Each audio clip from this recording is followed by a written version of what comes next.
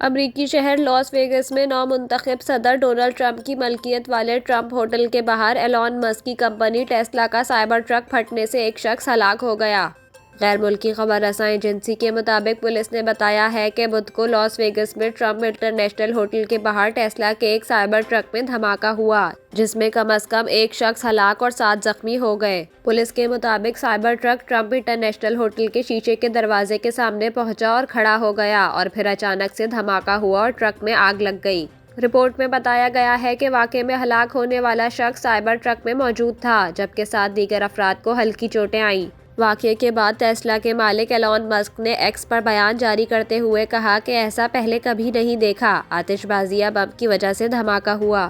Elon Musk نے کہا کہ سائبر ٹرک میں دھماکہ ممکنہ طور پر دہشت گردی ہے۔ سینئر ٹیم معاملے کی تحقیقات کر رہی ہے۔ دوسری جانب امریکی حکام کا کہنا ہے کہ دھماکے کی ممکنہ دہشت گرد حملے کے طور پر تحقیقات جاری ہے۔ وائٹ ہاؤس کے مطابق صدر جو بائیڈن کو دھماکے کے بارے میں آگاہ کیا گیا اور انہوں نے ہر قسم کی امداد کی پیشکش کی ہے۔